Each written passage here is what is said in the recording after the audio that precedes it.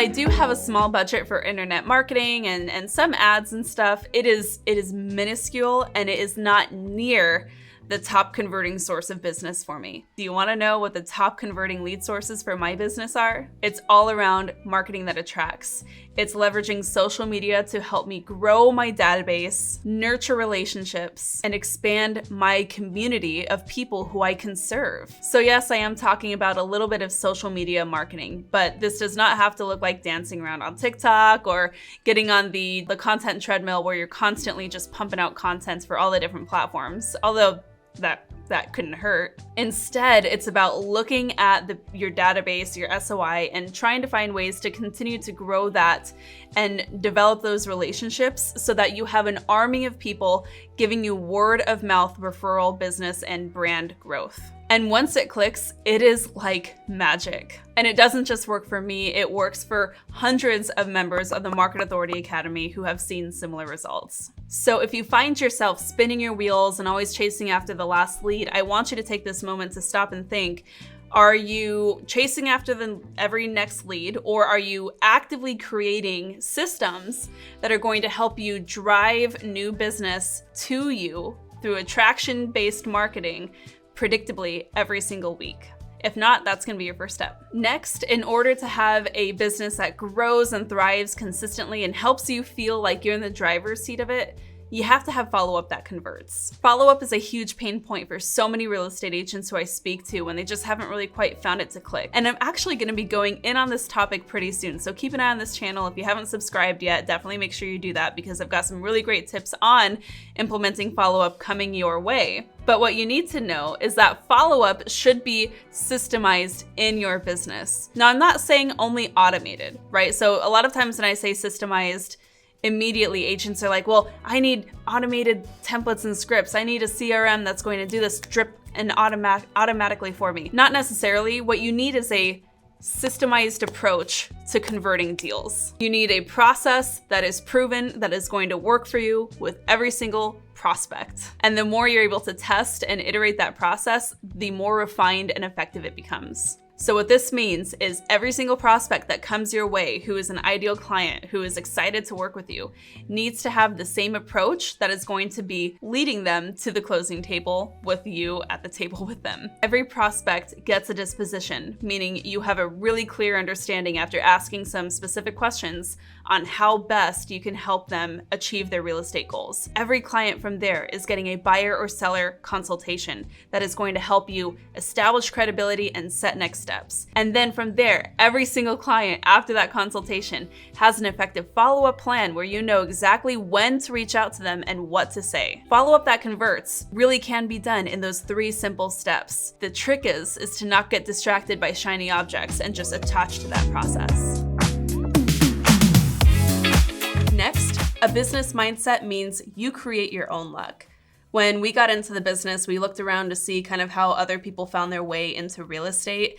And we realized that some agents just fall into real estate because they had a great opportunity. Maybe they knew somebody who needed a great real estate agent to help offload tons of money into the real estate market. And that was a really great intro into real estate for them. They had the hookup. You might see other agents like this and assume, oh man, if I don't have a great hookup like that, then how can I ever create a business organically? This comes down to understanding that lucky agents create their own luck. Forget about what other connections or what other advantages your competing, agents have in your market. Let's focus on how you can create your own luck every single day. Lucky agents stay social. They keep putting themselves in the way of meeting new people who can create opportunities for them. They stay on the lookout for creative ways to connect with new individuals and grow their database and make new connections. Lucky agents commit to the process. They continue doing the things they need to do day in and day out, and ultimately that is what drives these huge advances in their business. And those lucky agents, they accept that setbacks happen and they continue to move forward anyway. Trust me, I've had my fair share of disappointments in the past, and the most important thing is to keep on going and know that there's going to be a better day ahead. Next, when you have a business mindset for success in real estate, this means You embrace unpredictability. I know for some of you this feels really hard because you strive on structure and you want things to be predictable. You want to know what's expected of you every day, and those fires that happen in every single transaction, you just keep waiting for the time something's gonna feel easy and seamless. Well, one thing I've learned after almost a decade in business is that this is unpredictable. Unpredictability just comes with the territory. We have to accept that there are forces that we do not control. You do not control what happens to the market. You do not control the decisions that your clients make. And you do not control the actions and behaviors of other agents. Yeah, there's gonna be plenty of times where if you are an agent who's worth their salt, you're probably gonna be picking up a lot of slack on the other side. That's just part of it. Now, while there are things that we have to accept that we do not control, we do have to double down on what we do control. These are your actions. What you're doing every day, what you're doing to prepare yourself, and how you are going to overcome your own limitations. You do control your mindset.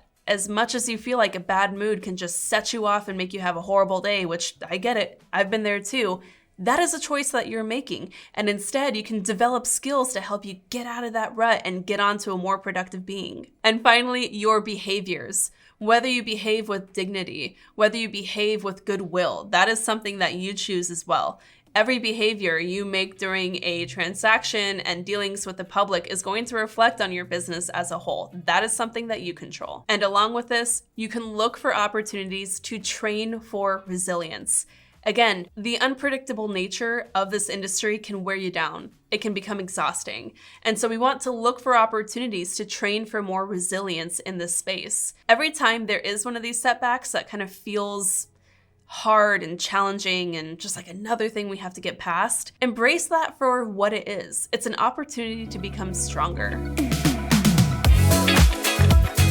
Now, the next layer that we want to add in here from my tech stack is a task management tool. This can look like Asana, this can look like Trello, this can look like any number of other task managers that are out there and available for free or paid versions. You can get by with a free version just fine. I love Asana for my business, and this is for task management. So when I'm trying to remind myself on my prospecting routines or my database marketing calendars or my transaction workflows, all of this stuff is housed in Asana. And you might wonder, well, Steph, why can't that just go in your CRM? Like, why do I have to have so many different things? You want this separate. You want to keep like work with like work, and task management is so different from client communication, right? So allow yourself to keep these separate, and this will also help you pivot later if you find a different tool that you like better. So if you choose to move CRMs later down the line, if you choose to move a task manager down the line, just keep it separate. This is going to be so much easier in the long run to keep things structured and organized. I have a lot of videos on this channel where I talk about how I use Asana for task management. So definitely do some digging, check around. The Market Authority Academy members get my entire workflow set up for this, which is super helpful for them. But certainly I have a lot of free videos on this YouTube channel to help you find a little bit of how we do this as well. Now, the third layer to my tech stack is Calendly. I wanted to have a really easy way to generate leads and set appointments in a way that will integrate with my calendar. And Calendly is the easiest way that I have found to generate leads and set appointments all at once. So the way that I use Calendly is anytime I get a new referral, or if I get a new inquiry on my website from Google, or if I have somebody coming in from YouTube or Instagram, the first thing that I do is I have a quick conversation with them. I welcome them to my brand. I say, hey, thanks so much for checking in. I would love to learn more about how I can help you.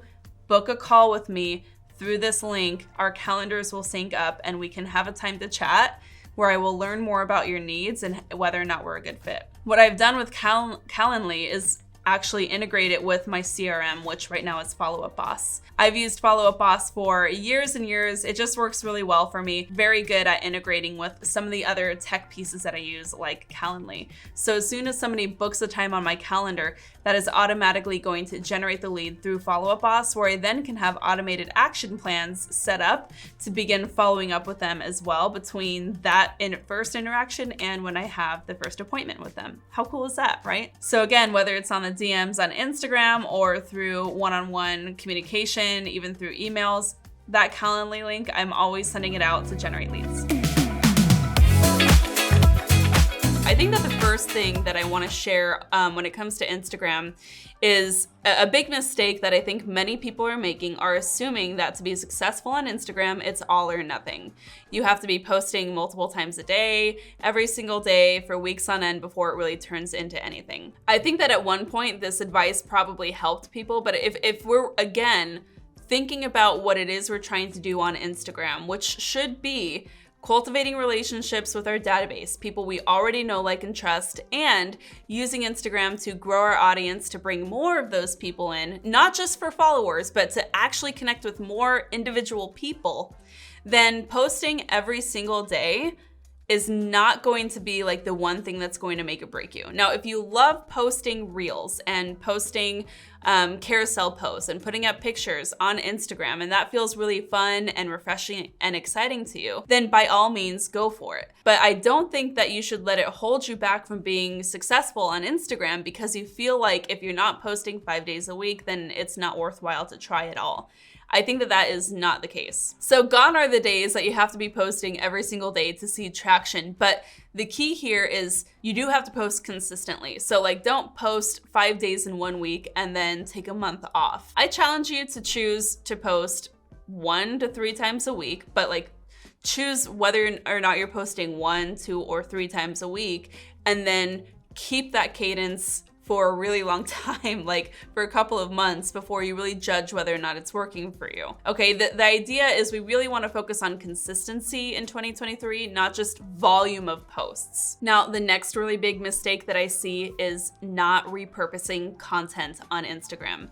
And not even specifically on Instagram, but in social media in general. So in the Market Authority Academy, one concept that we talk about is 10xing your content and really understanding how to take one piece of content and then repurposing it up to 10 times minimum across all of your different marketing channels on and off social media to really get the most out of all of the pieces of content that you're creating. Because let's just be honest, creating any kind of original content takes a lot of time, a lot of effort, and a lot of energy, especially when you're not naturally like a digital marketer or a content creator. You probably didn't get into the business to be hanging out on social media all day and like creating content. That's not really what you're here for. It's just kind of one of the things that you gotta do for now, right?